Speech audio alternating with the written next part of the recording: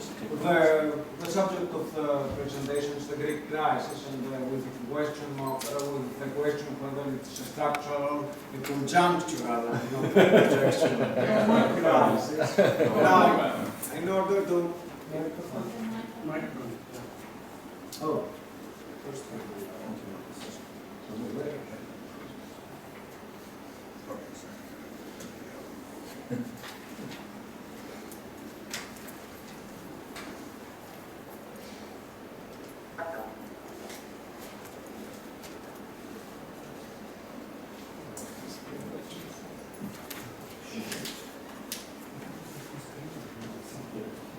no. Okay. Shall I continue? Yeah. In order to survey this, to research this subject, first there's a classification of the competing explanations regarding the Greek crisis. Unsurprisingly, categorized in three main groups: mainstream explanations, which are neoclassical or neo-Keynesian, particularly that version around the new consensus macroeconomics that dominates currently governmental bodies, intergovernmental, particularly EU bodies and things like this, and think tanks. The second is heterodox, mainly post-Keynesian and radical political economy perspectives, and the third group is Marxist, in the sense of a stricto sensu Marxist analysis, that is, using some special characteristics. Let me clarify this a bit. Mainstream explanations emphasize policy errors. Sorry, what is OCA? I'll explain. Okay. OCA is optimal currency area. Okay, and TDH is twin deficit hypothesis. M is pretty forward. LTV is labor theory value. CMOP is capitalist production, just I won't use it very much. So three groups of competing explanations regarding the Greek crisis. Their ideological credentials are mainstreamers, are neoclassicals and neo-Keynesians, particularly the merger under the new consensus macroeconomics, as exemplified particularly in the work of IMF with Blanchard, not only. Heterodox is post-Keynesians and radical political economy perspectives. Marxists are more hardcore typical Marxists, and I will explain that. The mainstreamers emphasize, as I tried to prove, policy errors, do not recognize systemic causes of the crisis, do not make any consideration, at least significant, of the productive structure of the economy, particularly the sectoral dimensions, sectoral dimensions. The debate revolves around the optimal currency area and the index hypothesis. And one of the main conclusions is that the Greek crisis has no organic relation to the global capitalist crisis of 2008. And the latter was only an external influence to the Greek crisis. Now, the heterodox explanations emphasize what I define as weak structural problems, that is, some problems in intermediate structures, particularly the European Monetary Union, and also neoliberalism as a regime that defines the way EU policy is formed.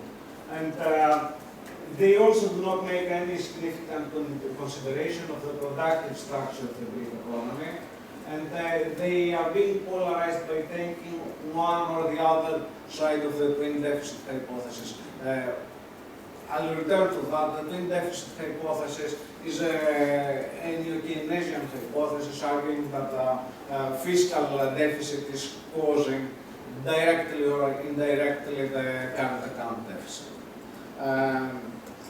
As I said before in the exchange with Turan, this is not a neoclassical hypothesis. Like neoclassicals use the Ricardian equivalence hypothesis where fiscal deficit does not affect the current account deficit.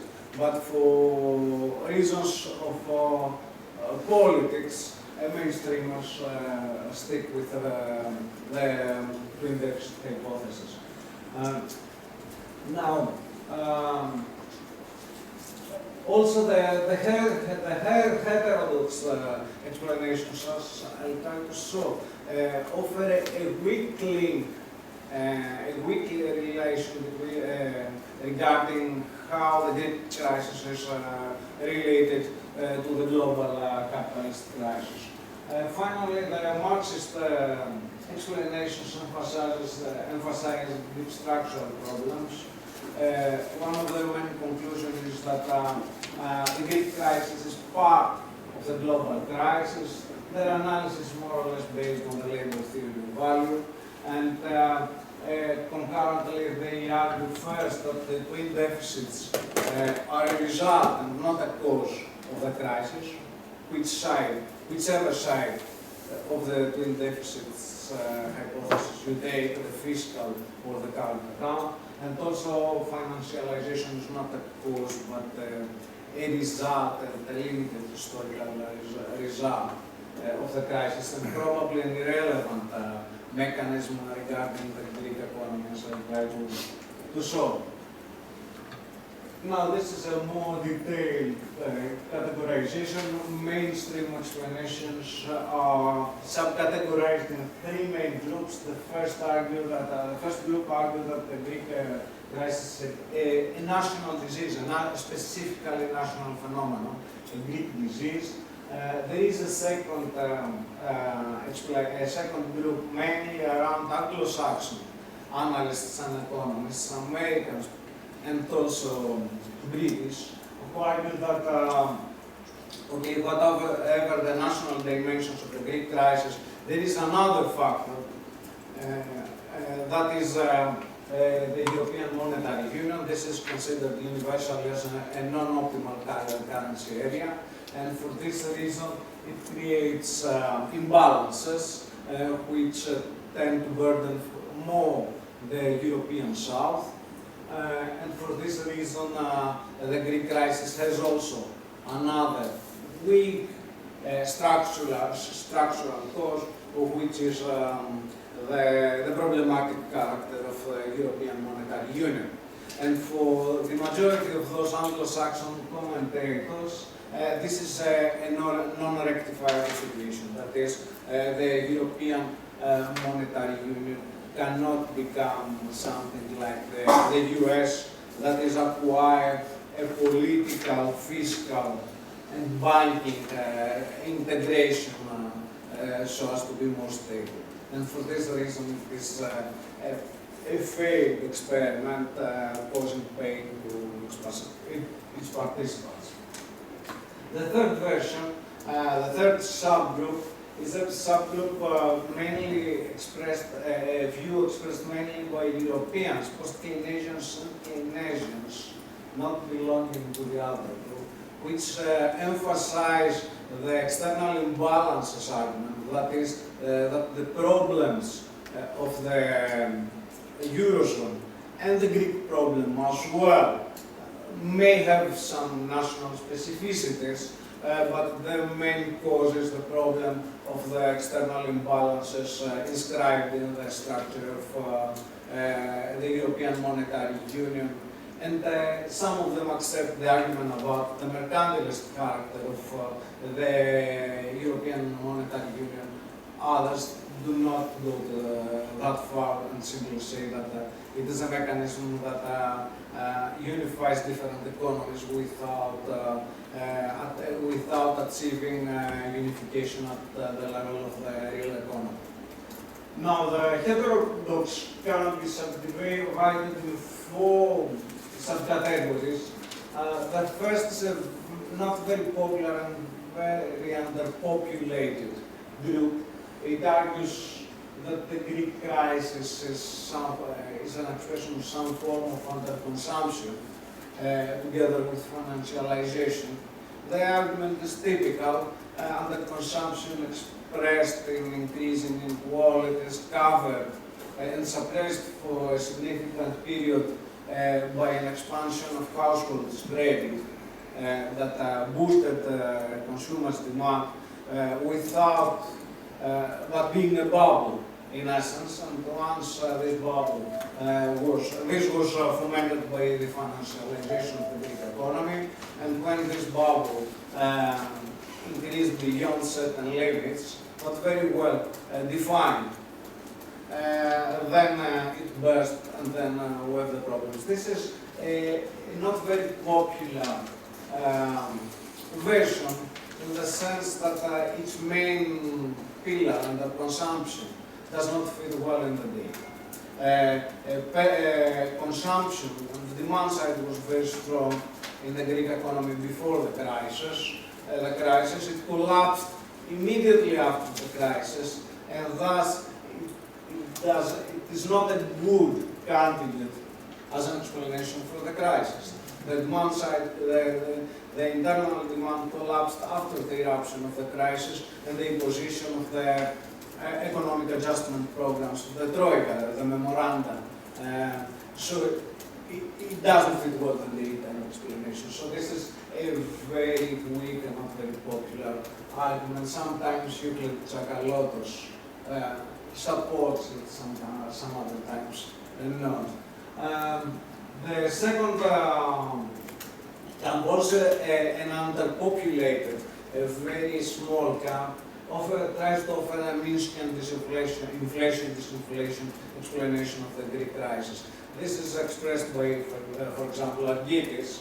It is also a very weak explanation in the sense that the traditional, typical Minskian mechanism, okay, Ricardo, you might disagree with that, does not hold for the Greek economy. The debt of the enterprises in Greece was bank-based and not based on the stock exchange activities. And there was no evidence for such thing as a Ponzi scheme and things like this in the Greek economy before the crisis. So this explanation also does not fit well in the data, and for this reason it's very minoritarian. There are two other explanations that are more popular. The one is that the Greek crisis was caused by a combination of class struggle understood as a black box, something that cannot be determined, an open struggle, which produces results in the end, and on the basis of those results we explain things. In relation with financialization, this view has been expressed most prominently by Dimitris Sotiropoulos and John Milios in several international English-speaking publications. And the last explanation is the one offered by Kostas Lapavitsas, which termed financial expropriation because it hinges upon his particular understanding of what financialization is. I'll explain more of this later on. Now, the Marxist camp usually centers focus upon the rate of profit. This is the main distinction between the heterodox explanations. There is some overlapping. For example, John Milios would always produce his Marxist credentials, and even Kostas Lapavitsas. But the main difference is, in the distinction is made in the paper and in debates in Greek, not for reasons of ideological sectarianism, but more for reasons of analytical clarity. That is, as Marxist stricto sensu analysis and explanations classified those that consider some role for the rate of profit, given that this is the profit motive is the specific Marxist variable that differentiates it from other explanations. This does not preclude, of course, the argument that, okay, apart from the profit rate, or besides the profit rate, or on top of the profitability, there are also other factors contributing to the case. But the focus of the analysis is on the profit rate. Now, there are three main explanations regarding the Greek crisis. There, the one is offered by Maniatis and Passas, and argues that the cause of the Greek crisis is a long-term tendency of the rate of profit to fall in Greece, with some modifications of course and several historical specificities. The second one is proposed by me and the colleague Dimitris Paitaridis, who couples this argument with the argument of the existence of an imperialist exploitation of the Greek economy by the Euro-core economies, which adds a burden in Greek capitalism and aggravates its crisis.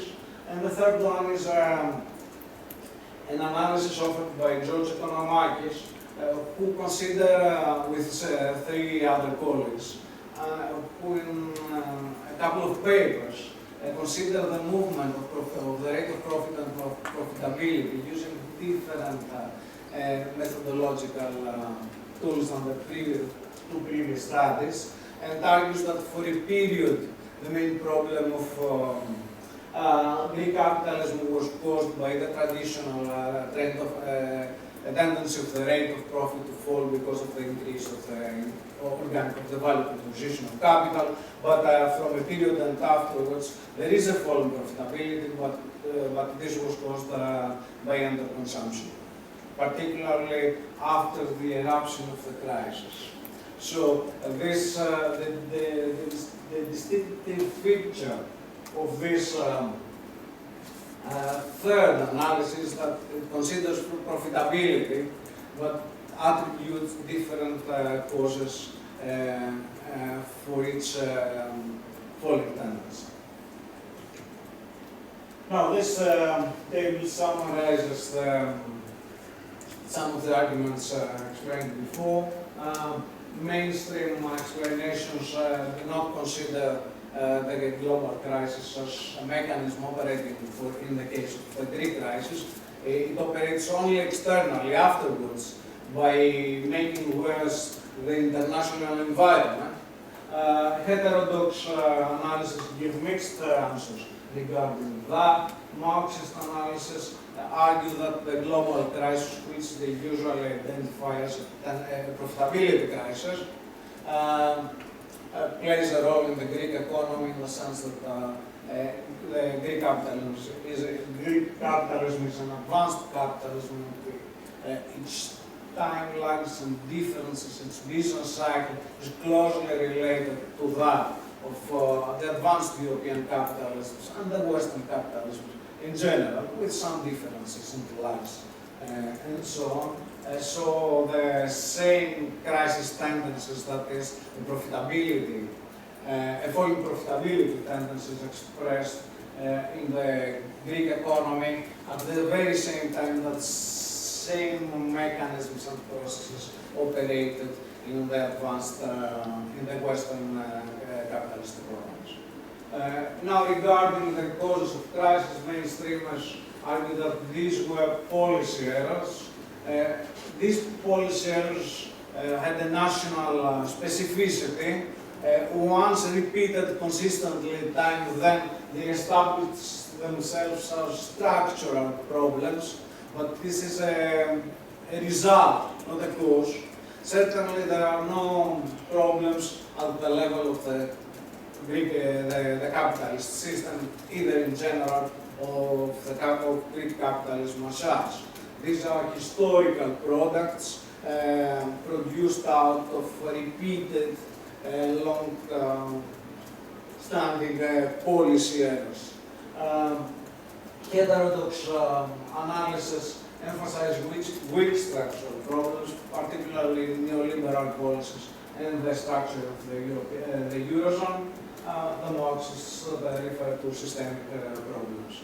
The analytical focus of the mainstreamers is on exchange relations, of the heterodox analysis primarily on monetary relations and a bit on trade relations. The Marxist focus adds to all of them what happens to the productive economy and the real accumulation. Regarding the profit rate, the first camp does not consider at all. The heterodox camp does not consider it as well. For the Marxist group, it is their main analytical focus. Now, regarding the two other things, that is the optimum currency area argument, the mainstreamers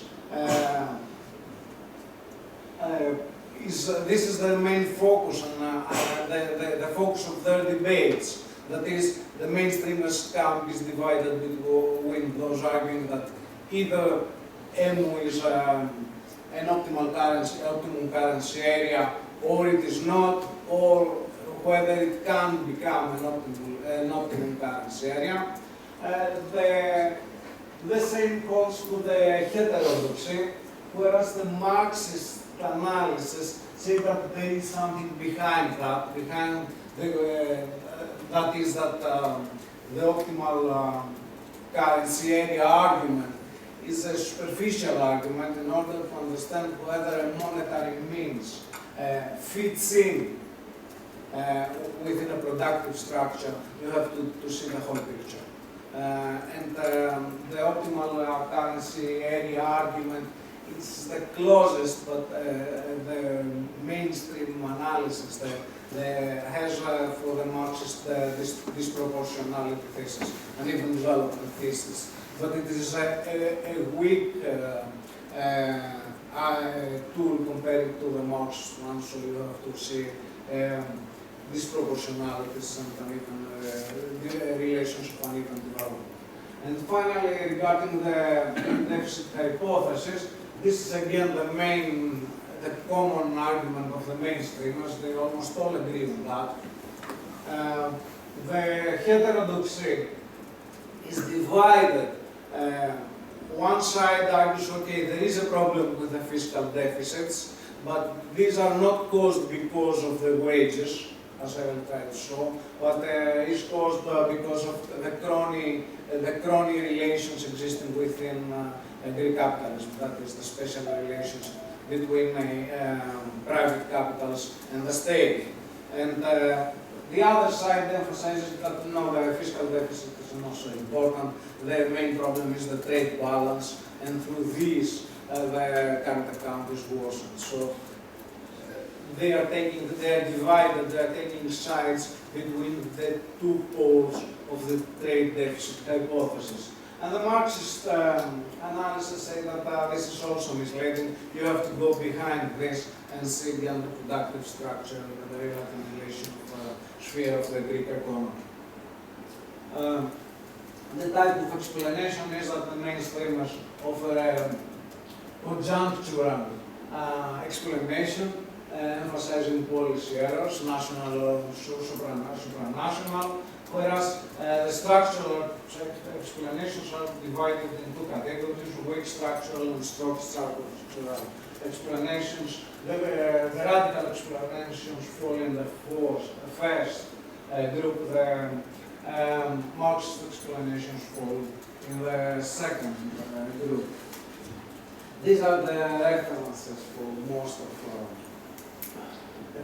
some representative references for these three mainstream explanations. These are the references for the four versions of radical explanations, and these are the references for the Marxist explanations. Now, how much water does the mainstream explanation, or do the mainstream explanations hold? First of all, some additional points. the three currents of thought I delineated before are the foundational ways of approaching the problem of the Greek crisis. Since then, the mainstream analysis and the mainstream explanations have evolved from monistic to some from monistic explanations to some form of more eclecticist mixes. That is usually the same two set of causes, internal causes and external causes. Internal causes are the exorbitant public expenditure, weak collective mechanism, corruption, and clientelism, usually attributed to workers and Mittelstrata, rarely attributed to crony relations existing within Greek capitalism. And then all the overregulation of the labor and product markets are added, high wages, non-market friendly institutional environment, deteriorating competitiveness and the rest. And regarding external causes, EMU's deficiencies are mentioned, and also the repercussions of the 2008 crisis. But behind these eclectic mixes, there is always a backbone, and the backbone falls in one of the three subgroups I delineated before. Now, what is the main analytical tool of all the mainstream explanations? Setting aside the argument about the incomplete or problematic or non-rectifiable character of the Eurozone. The main argument is the twin deficit hypothesis, that is a very broadly defined argument that the fiscal deficit somehow creates and causes the current account deficit. The conclusion from that is that the Greek case is simply or primarily a debt crisis. There is an augmented version, apart from a simple version of this argument. This goes as follows. In the beginning, there are the wage increases, exorbitant wage increases, as expressed in unit labor, nominal unit labor costs. This led to increase in fiscal deficit in the public sector, and also to a deteriorating competitiveness in the private sector, the external, in the private sector.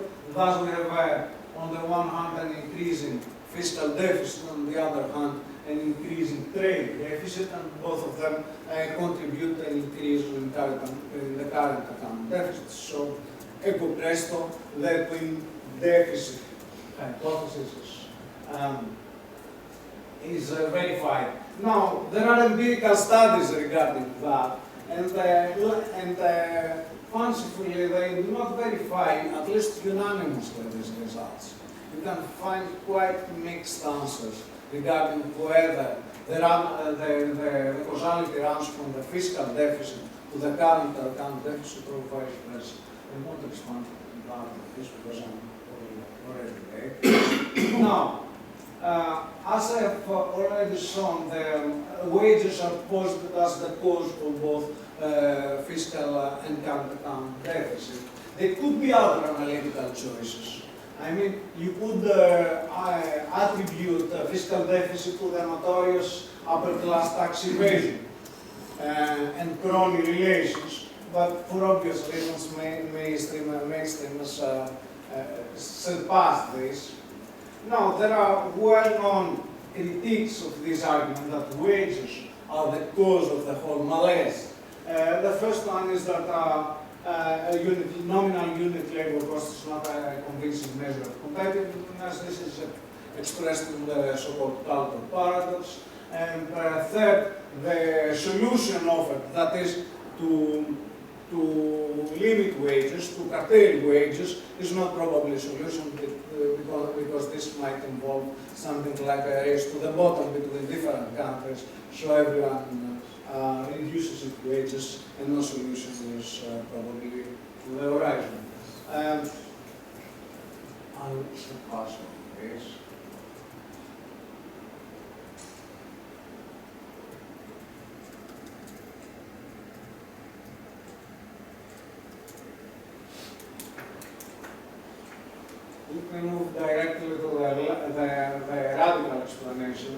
I'll also pass over these things. I'll focus mainly on the financialization explanations of the Greek crisis, which are quite popular. I already said that there exist other versions. I should pass them. Now, I have my problems with the financialization theory, but I think that this whole affair might not be so fruitful as it appears to be. But I'll concentrate on the empirical evidence regarding the Greek crisis. Now, as I said, there are three financialization explanations of the Greek crisis. The one is a Minsky inflation-disinflation explanation, which is pretty problematic. The second is the one offered by Lapavitsas, that is, financialization is situated in the context of a north-south divide, whereas the north imposes mercantilist policies on the south and on the whole European Union through the monetary union. And then there is the well-known story about German wage restraint as opposed to Southerners' exuberance, which led to a trade advantage in the north and then trade imbalances, which worsen the trade account and then the current account. There is another explanation by Milios and Sotiropoulos, who argue that the north-south divide is irrelevant. It's an erroneous dependency argument. And the problem is that Greek capitalism performed very well for a period. For this reason, influxes of foreign capital were productive for the Greek capitalism. They accept the Gavati argument about good external imbalances, but at some time in time, because of class struggle in Greece and because of the eruption of the 2007-8 global crisis, the whole landscape miraculously changed, and for this reason, what was a success story before became a blatant failure, and we have the attack of capital on the labor and so on. Now, there are several significant empirical problems regarding the financialization analysis in Greece. There is a very interesting paper by Paley regarding the conduits of financialization, the means, the channels for which financialization is applied, takes effect in an economy. And mainly, they can be grouped in two categories. The one is the extent of the household debt, the debt of households and non-profit institutions serving households, whether it is big or not. And the second is the extent that private firms finance themselves, not through banking particularly, but particularly through stock exchange operations. Now, both these countries are very weak in the Greek case. As you can see there from the OECD data, the Greek case, it's this line there, is too low compared to the other economies. Private households debt was small in Greece. It began suddenly at some point in the beginning of the 2000, and then it accelerated very fastly indeed, and then it stopped. After the eruption of the crisis, it collapsed completely. I do not have here the recent data, but nobody's offering household credit nowadays. No bank is offering loans to households nowadays. So, as a candidate, as a conduit of financialization, this channel is very weak. The same holds here in this other blurry table, if we see what happens with 10 minutes. 10 minutes. With the firms. That is, we can see that, first of all, the Greek firms do not finance themselves through the stock market. This happened only to a small extent for the period of the so-called stock market bubble or robbery. Robbery is called in Greece because it increased very fast and then fall very sharply, and a lot of money was lost there. Traditionally, however, private Greek capitals, individual capitals, finance themselves through bank loans.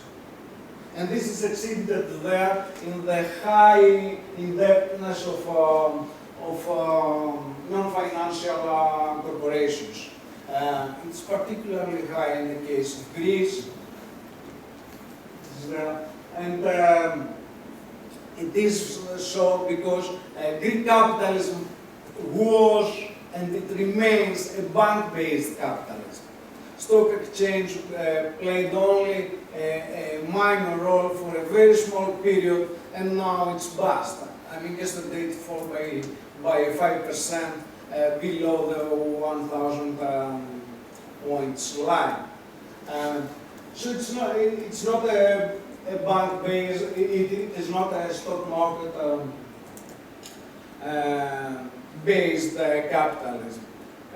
For this reason, financialization and explanations of the Greek crisis resort to a trick. They discover a deus ex machina.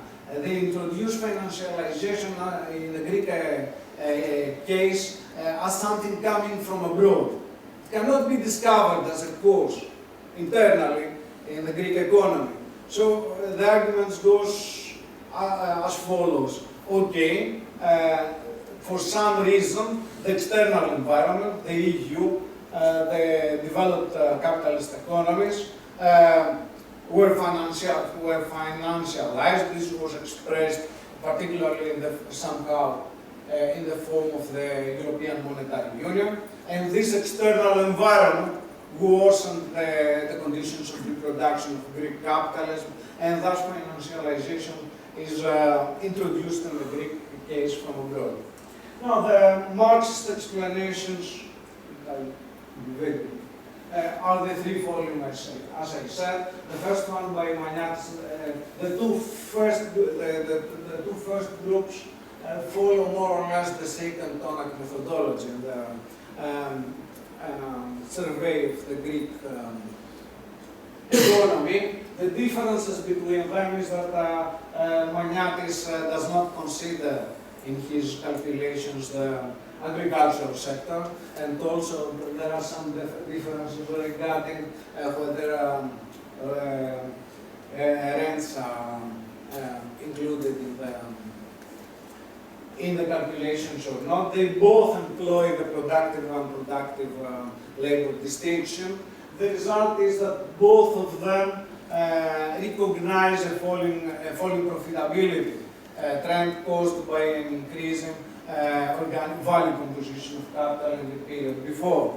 This is recognized as the main cause of the crisis, a cause in the real economy, in the real accumulation, which then is furthermore complicated by other factors, the way that the Greek economy follows the directions of the EU particularly. And then the second explanation that proposed by me and Dimitris Paitaridis, add an imperialist dimension, that is the existence of relations of broad and equal exchange between Greek capitalism and the more developed Europe or North European capitalisms. This is not the same with the typical dependency argument, in the sense that Gilles Emmanuel and the rest arguments hinges upon the not the broad and equal exchange, that is an unequal exchange based on differences in the organic composition of capital, but on his own definition of unequal exchange as a difference between the wage rates. 5 minutes. Then I already explained the last analysis, the last explanation. Here the methodology is different. George Economakis and the other colleagues do not follow the second Tomac methodology. They take the aggregate data of the Greek economy, do not make the distinction between productive and unproductive labor, and they end with the results I said before, that is, that a falling profitability existed till some point in the 90s, and then these created problems, but since the eruption of the crisis, that is 2007-2008, the main cause of the falling profitability is a lack of effective demand. So they took a more typical under-consumptionist explanation, Marxist consumptionist. Now, what are, in my humble opinion, the main merits of Marxist explanations? First, that they offer a long-term perspective, which mainstream and even heterodox analysis do not do. Second, that the data appear to fit better in the analytical framework. That is, in the two first analysis and also in the third one, it appears clearly that there is a falling tendency of the rate of profit caused by an increase in the value composition of capital. Third, that they recognize the deep structural dimensions of the crisis, whereas mainstreamers theoretically bypass them, but practically they are very keen on that. The whole way of implementing the memorandum nowadays is by focusing on structural reforms, which are missing from their theoretical analysis. Structure and structural reforms, structure is not present in mainstream's analysis. They are very keen nowadays, however, as a policy tool. Now, I'll end here and skip the rest because those are much. Very good. Thank you. Okay, that's 2.5 minutes under, so that's very good. Oh, He's going to stand up and talk again. Okay, we'll take discussants. Move immediately to discussants. Please, go ahead. Your name? Okay, thank you very much. Actually, I can distinguish two different stories in this modern Greek tragedy. First story begins with the accession of Greece to European Union till the Euro period, and the second story begins with the Euro period. In the first phase of this crisis, first of all, Greece had substantial agricultural subsidies from the European Union. Plus, again, substantial development and infrastructure aids from the European Union. This caused an increase in real wages and naturally decrease in industrial projects investments. Therefore, I call it a financial Dutch disease, not a Greek disease. This is old Dutch disease caused by financial inflows. In the second phase, after the euro, single currency discussed the productivity differences between core and peripheral countries in the euro area. And again, this low productivity and or relatively high inflation kept the real wages high, relatively high, and this real wages, increasing real wages again,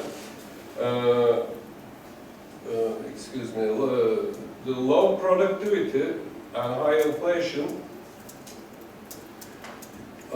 should cause a decrease in real wages. But the single currency didn't allow this situation. Therefore, consequently, low productivity and high inflation went hand in hand with decrease in real wages. This situation again kept to foreign and international or regional investments at a low level in Greece. Therefore, After the introduction of them. pardon me? After the introduction of them. After the introduction. No. Okay. As far as I'm concerned, real wages remained high with low productivity after the introduction of euro.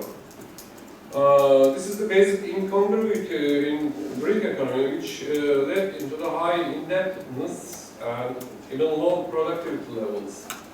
And this represents a quadrilemma. I think overconsumption, relatively overconsumption, plus again relatively high inflation, plus low productivity, with not followed by a decreasing currency, created a quadrilemma in Italy and Greece.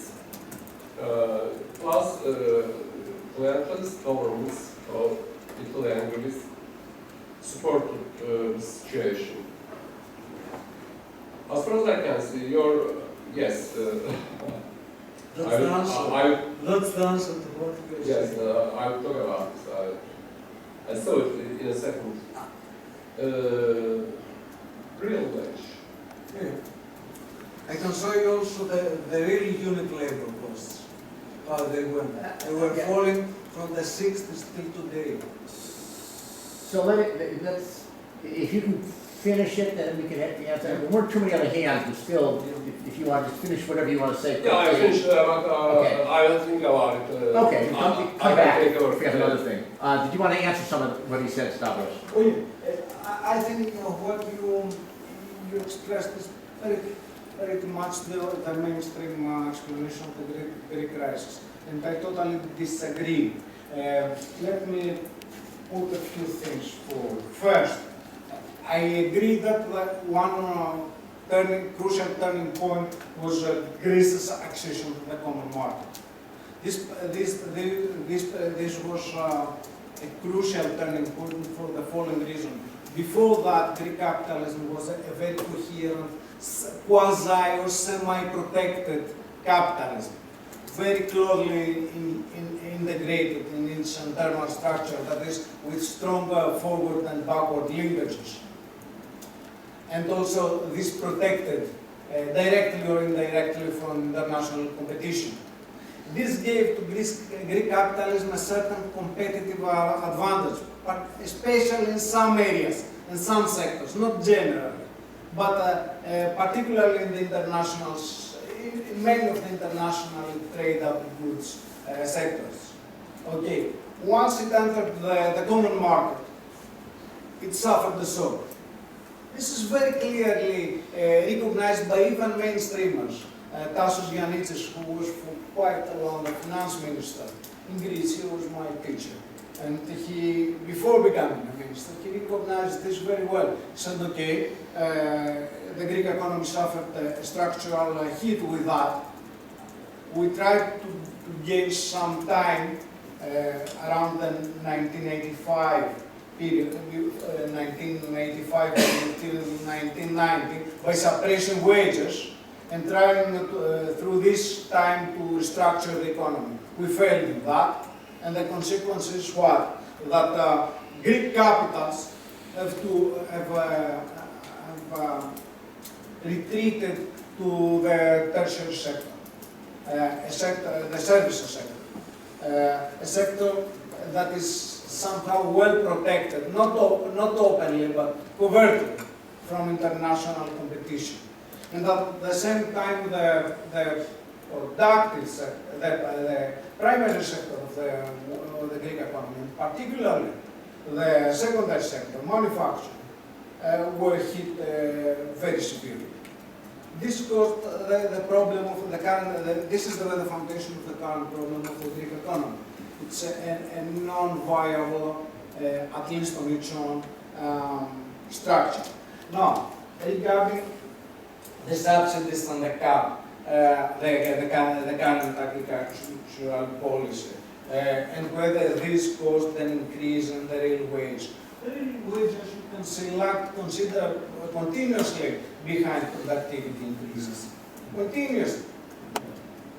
And this is expressed in the real unit labor costs, which the mainstreamers never consider them, because then the picture is different. The second thing, Greek productivity is lower than the German, who's increasing much faster than the German one. So this explains probably the increase in the differentials. And third one, it is the price level. Once you introduced the euro, then the price level adjusted to the price level of the European goods, more or less. Then wages what had to do? Just lag behind.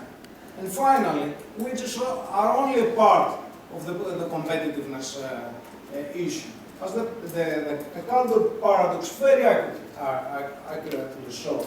And the recent studies by, I have in mind one by Fagenberger, if I remember well, recently, that verified again. Wages are not the main element of productivity. There is so-called structure. The rest of cost competitiveness, and then there is structural competitiveness. And this has been thrown to the sea in the Greek case. So wages are not the culprit. Okay, okay, now I see a lot of hands. John's already on, so that means that I am going to ask everybody to ask shorter questions, which I didn't before because you were the only person, so that's cool. But now I have John, and I'm sweeping around this way. Sajid, Simon, Anwar, David. Okay, so everyone try to keep your questions and comments a little bit shorter so we see if we can get 5 people in. John. As you may know, I've written some on this, and I think we're on the same page. I think that the idea that the expansion of Germany's trade as a result of German competitiveness is, I think it's nonsense. I'm more polite about that in writing. I'll try to explain why. First of all, countries aren't competitive, firms are competitive. And I think you put it very well that the adjustment of the price level in effect imposed a quote non-competitiveness on the Greek economy, which it wouldn't have had if it hadn't gone to Europe. The second of all is that what the mainstream rarely mentions is the direct subsidies paid by the German government to exporters. I mean, the clearest example are the tax changes in which VAT was converted into something that you didn't have to pay if you exported. I mean, this is a direct subsidy. It's a very substantial subsidy.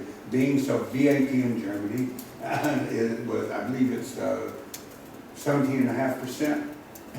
Okay, so 18. So that's a good, that's a big boost, and that's why overnight Germany went from a deficit to a surplus. I also agree with your point about we shouldn't view this in a sort of old-fashioned strict dependency framework. But what is very important about, or you might say, the mistake in the North-South split fails to recognize that these same austerity policies are imposed upon countries in Northern Europe. I was recently in Latvia. That's an example of where they had to impose such a. Finland is another. In a way, Finland, except for Greece, probably has had a larger degree of austerity imposed upon it than any other country. The difference is that after election, they have to elect a government that was all for it. So overall, I agree. I have some other comments that I can put in writing. Okay. Did you want to respond to any of that briefly, or? Oh yeah, no. No, good. Sasha. Yeah, I'm an expert on Greece, and I don't particularly... Do you want to turn on your mic there, sir? Well, I'm sorry, I didn't know. Well, you shall. Okay. I am not an expert on Greece, and I do not particularly work on the economic crisis, but I would like to ask you one question about my observation about two different types of crisis. The title of your paper is the Greek crisis. It's not the Greek economic crisis. So the intensity of the economic crisis, I guess, is felt heavily in the United States, more heavily than Greece, I guess. But economic crisis in the United States generates a lot of political instability. I haven't seen any other country in the world that has seen that much political instability. We haven't seen much political instability in the United States and in other parts of Europe either. So, does it make any difference to understand the competing views about explaining the reasons or sources of economic crisis in Greece, that political demonstrations or political instability? Does it help you understand the specificity of the Greece economic crisis? Well, very briefly, because this goes beyond, far beyond the paper, although influences are obviously, this is a question of the politics, right? Movements and the resistance to dominant policies. This is a very long discussion. Just a word. Greece, as some other also South European countries, differ considerably in terms of their political sphere regarding the north. The left is stronger. Its traditions and its links to the society are stronger. It's mainly a communist left, not a social democratic or socialist, whatever. Left, and this of course plays a role in the way analysis, theoretical currents and explanations are offered. If it was another country with a different political tradition, another type of movement or resistance, of course, these explanations would be much different, but we don't want to expand that at this point. Simon? Yeah, this isn't a literature I know about, so I have two questions. One is about your taxonomies, particularly at the beginning of the paper. Now, taxonomies are always a little bit artificial, but why, I'm just curious why you put class struggle and financialization as heterodox rather than Marxist. And secondly, all your Marxist ones were TRPF in one form or another. They all had it in the box. Does that mean that they use the tendency rate of profit fall as just an organizing way of looking at things, or are they saying the rate of profit actually falls? And my second question is sort of related to that, is that do people find a falling rate of profit? Because I'm just curious about that, because given the picture you've got on the showing at the moment, Yeah, right. that's showing a steep rise in the profit share. Yeah. And that must mean a very, very, very sharp fall in capital productivity to produce a falling rate of profit. Right. Is that what people find? The first question. Oh, well, it's probably my fault. I didn't make myself very clear at the beginning. Both Mavroudeas and Stavros wouldn't argue that they are not Marxists. The reason, at least in the Greek debate, this distinction is pressed on, has to do with analytical clarity. One can be a post-Keynesian and argue for class struggle. Pretty okay. I mean, and it is within the post-Keynesian, or at least part of the post-Keynesian tradition, analytical framework. What distinguishes, in my humble opinion, not only mine, a stricto sensu Marxist analysis from the rest is this emphasis on the profit motive. Irrespective of whether you consider that the profit of rate falls and that means causes a crisis or not. But you have to consider what happens with profitability. You can be an under-consumptionist. In the coherent Marx theory of under-consumption ends up with some form of falling profitability, with a different mechanism from that of the increasing organic composition of capital. Okay, so this is the differential specific of the analysis, and for reasons of both analytical clarity and political relevance, let me say that, this difference is being kept, and is more or less widely accepted. That's the one point. The second, I think I have already answered that. All the Marxists, all those ascribing themselves to the Marxists, let me put it that way, do not necessarily agree with the tendency of the rate of profit to fall as an empirical cause of the current crisis. The two first explanations agree with that. The third says that for a period, the tendency of the rate of profit to fall hold it, but then the main cause of the crisis is under-consumptionism. What's measured on the vertical axis here? Sorry? What's measured on the vertical axis? Oh, shit, I have to remember. Yeah, on that thing, productivity. I mean, is it index No. number? is it an index number, or is it euros, or what? Yeah, I have to. Well, the index number, you would expect them both to be at 100 at some point. Yeah. Sorry, okay. I've missed that. I have to consult my notes. Finally, regarding your last point, that is that you expected a rising profits regarding that. Yes, but this has to be mapped upon an increase in the organic composition of capital, and then the picture regarding the profit rate changes. Okay, Anwar? Yeah, I You wanted want to put your mic on? sorry, I always forget. I want to commend you for a very concise and useful summary of the debates, because so much has been written about Greece. Sometimes you think that no two papers ever have any overlap, and it's the structure there.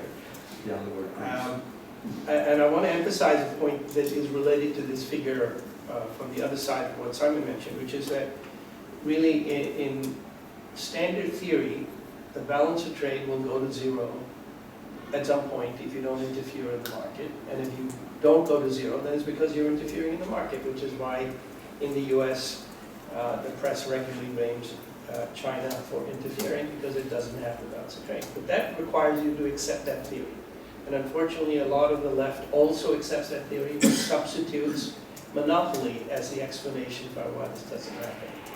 I would argue that theory is false from the start, and in fact, one can construct an analytical alternative beginning with Smith, passing through Ricardo and Harrod and Keynes, who make the point that trade does not lead to balance, and therefore the existence of imbalance doesn't imply that these are not market processes. And there, the crucial factor is competitiveness. Competitiveness in these terms here that you're talking about would be in some PPP measure of real unit labor costs, because that would define the degree to which firms have higher costs or lower costs. And Johnny's point is quite right, it's firms, not nations. But there, very crucial is the idea that entry of Greek into the EMU and to the EU was also the removal of protections, because the competitiveness that the market would give you is also overlaid by all kinds of protection. And Ha-Joon Chang makes this point again and again, that free trade proponents in West, in England and all, were faced by the US people saying, we're not that stupid. We're not going to remove our protection until we get there. And then we'll talk about competition. For now, we need to talk about protection.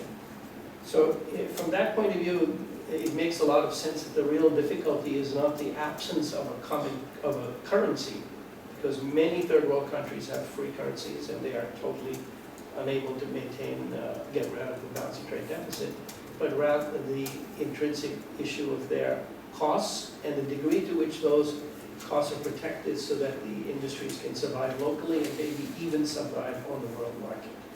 And what I hear you saying is that that was one of the crucial things that got lost in the debate, or at least in much of the debate, because the removal of protection was a factor causing a major change in the situation in Greece. Stavros? Well, Mark? more or less agree with that. I agree also with the general approach that is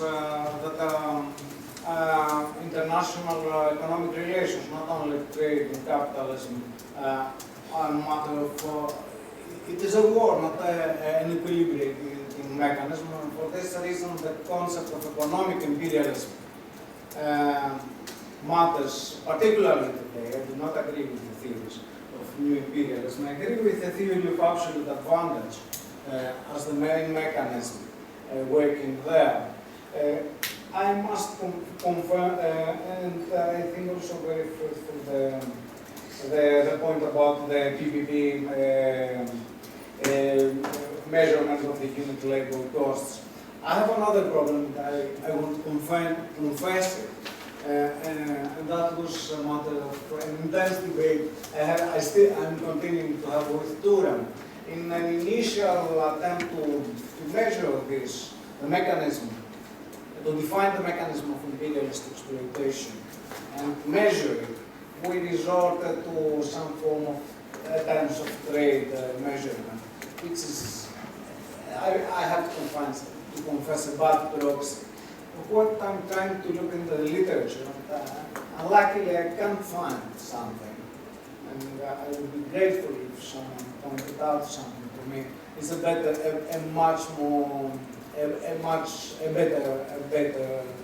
measurement for that. Better measure. Measure. Okay. Last thing, the thing about the emphasis on the productive structure and the qualitative relations there.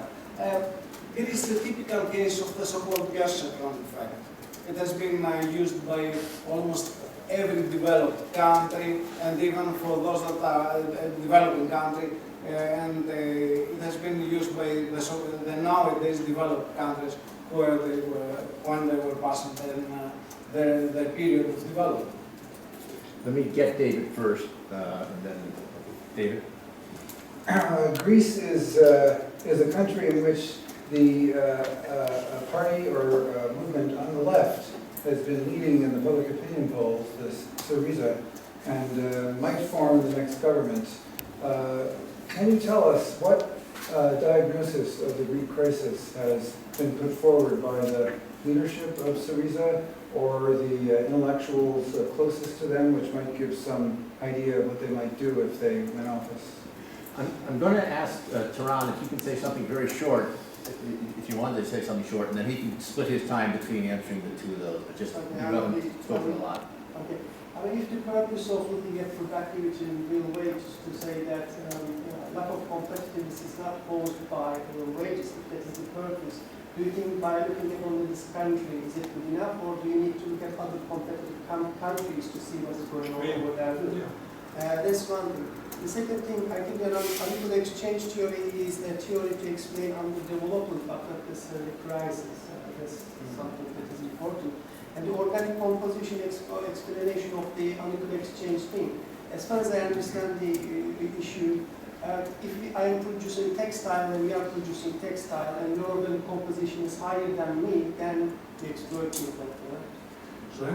If your organic composition, we are producing textile and I am producing textile, your organic composition is higher than me. And we are in the same market, and the trend in the market is given by me. Yeah, so you exploit me. Yeah. There is a transfer of value. That's true, but in that case, don't you think that if Greece is exploited by other countries, Greece must be producing and exporting and competing based on the same commodities? If I'm producing textile, you are producing electronics, does it still work? Okay, so you've got about 7 minutes. If you could answer maybe David first, and then take whatever time you have left. I'll take Turan's argument first, and Okay. finish with the political Okay. Unequal exchange, broad unequal exchange, as Girisamanal himself accepts, is the traditional redistribution mechanism described by the transformation procedure of Marx, the transformation of values to prices of production. The only difference is that you apply this transformation process in the economic relations between different economies, given that there are not significant qualitative aspects that segment these relations and differentiate them. Then the analytical is the very same mechanism. If this hypothesis holds, then you have transfers of value from the less developed capitals to the more developed capitals. I think this is pretty straightforward. The second point you've made, yes, it's pretty interesting, and of course it complicates the picture. Whether they exchange the same goods or they engage in the exchange of different goods. Well, yeah, but then this is an argument that I have to think about it. Okay, I have an answer regarding the qualitative dimension, and it might probably sound as a dependency argument, deteriorating in terms of trade for a category of goods comparing to another category of goods. But I'll have to think about it. Now, regarding Syriza as a party, it's not a typical left-wing party in the sense that in Greece, at least, we understand it. That it's a unified party along more or less Leninist lines, whether it preaches Leninism or not. That is offering a coherent, unified analysis. It is a polyphonic party, so several analyses are offered regarding the Greek crisis and the way out of it. There is, in the end, a formal party proposal, which does not necessarily correspond one-to-one to the analysis behind that. It's a practical political compromise, the end result, that does not necessarily correspond to the analysis before. It just unifies them coherently or incoherently, depending on your point of view.